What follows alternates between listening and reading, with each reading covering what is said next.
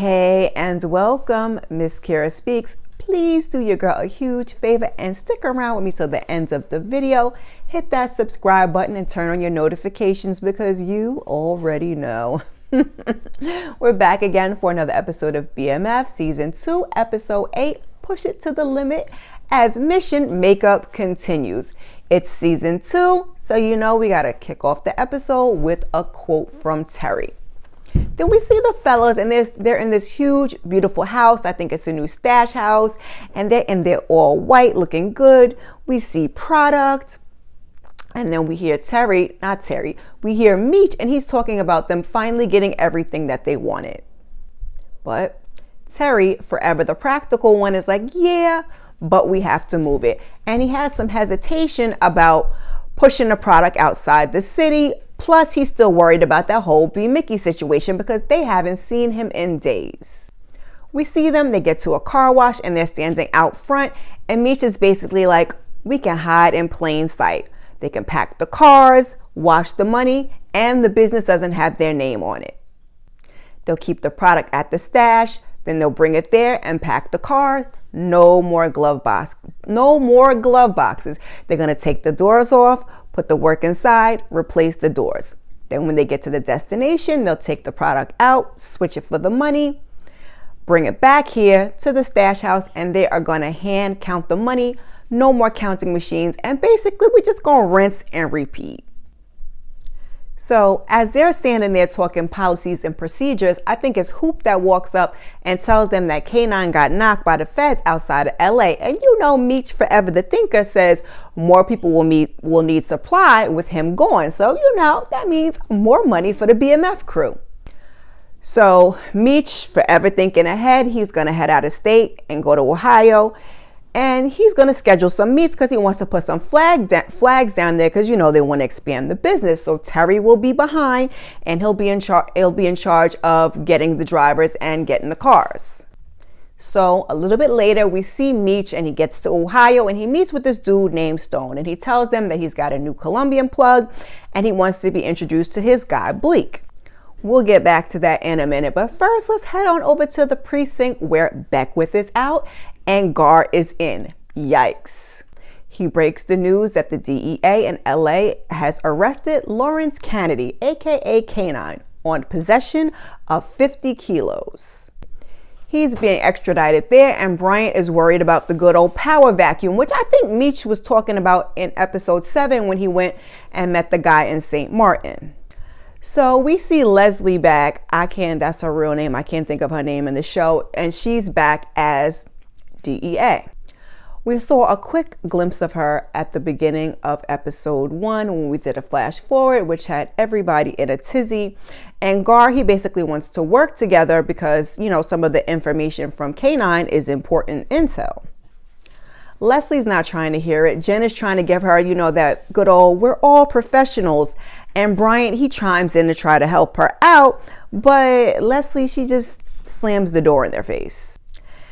So we see Terry and he's hollering at Markeisha. They're at some type of club and Boom is somewhere in the back because we know he's over on Homecoming. And he tells her that he's got a new Colombian plug. So now Boom is not going to be able to compete with the prices or the quantity. You the supplier, not the buyer. Good news for you, not such good news for Boom.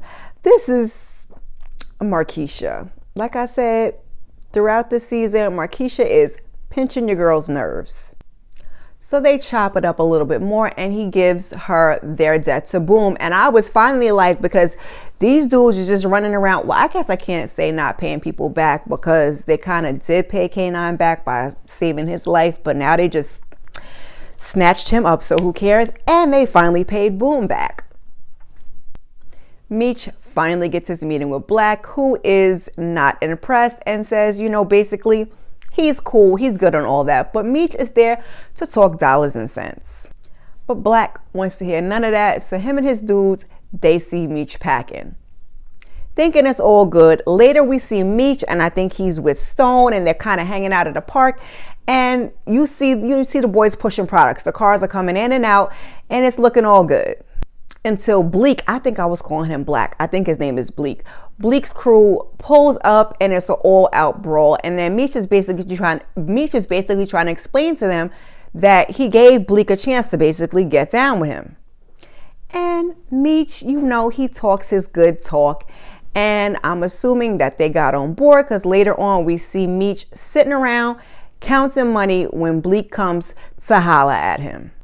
Now his crew is gone and he wants in. Meech basically tells him, listen, you can't be out for self, and as long as you don't put my cousin on, you're good. So the Ohio connection is built. We see back in the D, Terry gets 2 new drivers, Aunt Ro, who happens to be Saki's aunt, and Calix, who is the vet that Jen saved. Then Terry says he's going to put them on to T's School of Driving, or what I like to call the 10 Crack Commandments. No pens, keys, matchboxes, or receipts from hotel stays, so that if you get picked up, you have no paper trail. If you have to stop at a gas station, no flashy jewelry or huge wads of cash because the attendant will call the police. He's basically telling them, sit up straight, don't lean back in the car, don't have anything in the car, no mess, and most importantly, no bottles of pee. Because, then the cops are going to wonder what's so important that you can't get pulled over, that you can't stop and you'll get pulled over, which isn't a problem for Aunt Ro because us ladies is not going to be peeing in no bottles. So when Meech gets back, Terry tells them he got 2 new drivers. And then Markeisha calls and she wants to take him to dinner. Meech, he doesn't trust her and he tells Terry to stay away from her and that poisonous pee. But we know Terry's not going to listen. Listen, let me say this before I get through this because hopefully this one will not be very long. Now, season 1 was a very Meech-centered season and season 2 is a very Terry-centered season. But y'all got Terry out here who's supposed to be the brains of the operation looking real stupid and I don't appreciate it. And maybe I only like Terry because he's played by Da Vinci and he is just so freaking good looking, but I shall proceed. Lamar done got Blackie cremated and he shows up at Mo's house with this doggone urn. She has got some white girl for the 2 of them to go down memory lane, and then later on we see them just high as a kite laying on the bed politicking. And Lamar is basically talking about how he loses everybody or everything he loves. And she's like, you still got me. And she's talking about how when they first met that he was the only person that told her she was beautiful. And I was like, is she really being for real? Is she buying into this, or is she just talking that cash it? I think she was just talking that cash it. But anywho, now he says something about his mama and a bath and a nap, and then he goes in there to run a bath, and I was thinking, how? You have this colostomy bag, but I mean, BMF be doing whatever they want to do. So she's in the room and she goes in the drawer and she pulls out the strap. She pacing around the room. And then, he calls her in there and she puts it back in and looks like she goes in the bathroom with him. And this is why I said in my recap for episode 7, this is not the job for her. Because, girl, why you don't wait till he goes to sleep and then, do what you got to do? But nobody asked me. So Mabel's funky ass comes over to borrow a skillet and Lucille is up in the shower. So she's in there flirting with Charles and he's basically trying to tell her you're pushing it to the limit, living quite dangerously. I think he said she's playing with fire, but she's turned on by this because, that's how the side chicks be. So she's all touching up on Charles and he's telling her no more surprises, maybe they can get a room. But by the time Lucille comes in, they do not get caught and they are acting accordingly. And Lucille invites her to sit down for some tea and Charles knows where it's at and takes his ass up on out of there.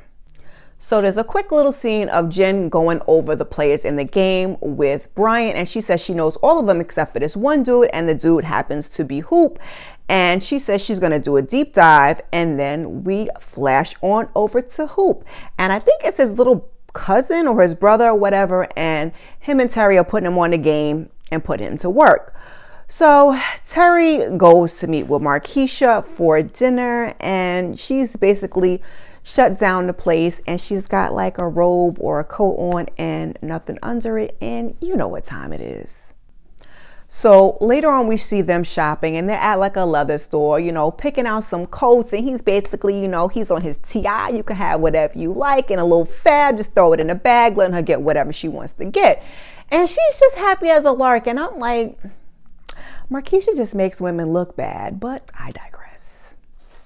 Cause she's really on some, back then they didn't want me, now I'm hot, I know me and my song lyrics. Anyway, she asked him to do something for her, and then later on we see them, I guess maybe in a hotel room, and she cuts his tail off on some Samson and Delilah-ish, and this is what Meech has been trying to tell him. And later on, when Meech notices that tail is missing, he's not going to be happy either. Anyway, speaking of Meech, he comes through with gifts for Lucille and Nicole. And Nicole, you know, she's all excited. And then he tells them that he bought out the rollercade for everybody. And then, you know, he got this nice, you know, bling blingy outfit for Lucille. And she's basically saying, you know, your father wouldn't approve. And Meech is like, listen, Dad is his own person. Dad is his own man, and you're your own woman, and it wouldn't hurt to, you know, let your hair down and do something for yourself. So Lucille is in. And then later on we see everybody at the rollercade, and they're enjoying themselves. Everybody's looking good. Lucille's looking right in her outfit, and Charles is working, or more like working it, but not really, because we see Charles laid up with Mabel trying to get his stroke on, talking about putting some more coins in the bed, but he's just not making it happen, and she is not pleased. So while they're at the easy rest, Lucille is basically like, you know, he's not there with her, and that maybe it's time to call it quits. And then she gets into some lame story about her and her ex-husband and how they were swingers, and nobody cares. Lucille's my friend and my neighbor. Oh, now she's your friend, bitch. Okay, whatever. And she's like, we borrow things from each other all the time, and now perhaps maybe it's time to give you back to her. Bitch. And at the same time I said ha ha to Charles's old raggedy ass laying there looking cheap. So Terry's thinking behind them invited Markeisha to the roller rink. So while they standing over there talking, Wanda sees it, and she hops up and she's ready to go upside Terry's head with them skates. And I wasn't mad at her. As long as you don't go, you know, you put that energy where it belongs. But Meech, being the ever good brother, he jumps in and runs interference. He's telling her that, you know, Terry has no sense, and that, you know, basically he respects her. They haven't always seen eye to eye, but she's been A1 since day one. And he basically tells her that he got her, his nephew, and the new baby. And he don't know it, but he done saved his ass, Terry's ass. Terry better be lucky that Meech is the brother that he is. So Meech, you know, he's doing a little quick couple skate with his mom when Charles and his raggedy ass finally shows up, and they're having a good time and they're in bliss until it's time to go. And Lucille's grabbing Charles' jacket, and the receipt for the Easy Rest Motel falls out. And I said, Charles, why you got a receipt for the Easy Rest Motel? First of all, you're not following Terry's rules. And secondly, we know you ain't paid for it, so what you doing with the receipt? But anyway, she calls him out, and she's all, you mother effer. And he's trying to cover it up, talking about he got a job there. But she's like, she's not dumb. Terry rolls up. He wants to know what's going on. There's some back and forth. And basically, Lucille grabs Terry and Nicole and tells Charles to go back to the bed he was laying in. And they skedaddle on out of there. So Jen and Bryant, they're in the car, and they're watching Hoop. And she basically says that he has no priors except a sealed jewelry record. So they start to follow him, and I am really annoyed with these drug dealers having no kind of, they just not aware of their surroundings, and in the business that they're in is crazy to me. So they follow him. He pulls up to a house. He goes in. A car comes out. It's a truck. They follow the truck. They stop the truck, and it's Calix. So like I said, it's Calix. They pull him over. They're asking him a bunch of questions. Bryant tells him to get out the car. He knows it's bullshit. He basically searches the car, and he finds nothing. So they got to let him go. That's strike one. They get back to the precinct and Wanda is there to pay them a visit. And she says she's done a lot of thinking, and these two, they're just happy as a lark, and they assure her that she's doing the right thing, and she says she's not so sure. And then she puts her head down, and then all of a sudden she's like, and she's saying A1 since day one, and then she's like, stay away from my family. And that basically, you know, that's the father of her kids, and she's not going to let anybody come between that bond. And they're basically like, whoa, why did you come here? Which I get, but like I said, Meech's little pep talk saved the day. So that is strike two, and now Jen, she wants to blow off some steam. And so these two, I think they go back to Jen's place and they show us a cringe-worthy sex scene. And we knew that this was coming, but BMF, you could have kept this. You ain't have to show us this. So later on, we get a quick scene, and basically she's like in her underwear, and he sees the burn mark. So she's basically, you know, explaining that she was, you know, burning, self-mutilating herself as a way of coping with the loss of her sister, and she gets it. So he's talking to Meech, and he's annoyed when he kind of gets the heads up that he knew about what Charles was up to. And Meech is like, please, you effing somebody's mama that happens to be married, so, you know, kill the hypocritical-ish. And I said, thank you, Meech, thank you. So Hoop comes in and tells him that Calix made the drop, but Auntie got jacked, and it was Lamar's raggedy ass. And she tried to, you know, fight back a little bit, but, you know, he got the best of her. And Meech is like, you know, I think I know where he's at. His plan is to boycott and freeze Lamar out, but he gets a phone call and he's got to go. So he rolls up, and the phone call is B. Mickey is outside on his way to Brian's house, and so Meech is trying to stop him. B. Mickey tells him like he ain't no cop. He tells him what he did, that he locked him in the trunk because he wouldn't give up Meech, and that, you know, when he got out and got to the home, his mom was dead. So Meech wants to know, what does he have on you? And of course, the gun. So Meech is pissed, and so then they go over that Bryant never registered him as a CI. So, you know, it's probably on some whatever. So Meech basically tells him, listen, get in, get out. It doesn't look like anybody's there. Get in, get out, make it look like a robbery. So now he goes into the house, and I don't know why B. Mickey didn't think that his son was there, but his son was there. So B. Mickey's snooping and looking. The son comes in. He's got to put a bag over his head. He throws the son in the closet, and then he does find the safe. But Brian comes home, so now he's got a dash. And I was thinking, like, was the safe screwed down? Get down in the comments and let me know, because it looked like he could have carried it, but he didn't. So he gets outside. Bryant rescues his son. Meech scoops up B. Mickey. So now B. Mickey is crying and saying that he effed up and that the son was there, and he, you know, the son was resisting, had to lock the son in the closet, and he couldn't get the effing gun. And then Brian came in, and child, the way he was carrying on, I guess it was more so about his mother, but I thought he had, when we saw it in the previews, I thought he had killed somebody or severely hurt somebody the way that he was crying on, but okay. He's freaking out. He says he's got nobody, and Meech is like, listen, basically, you my brother, you my homie, I got you forever.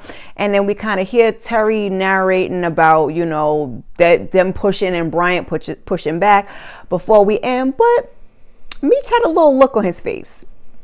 Didn't at the moment quite know what it was, but like I said, that's where the episode ends. You know your girl is playing catch up, so you can get down in the comments and let me know what you thought about episode 8. Put your thoughts, theories, comments, or just let your girl know that you stopped by. And get back here when you can for episodes 9 and 10 coming at you sooner than later. Peace.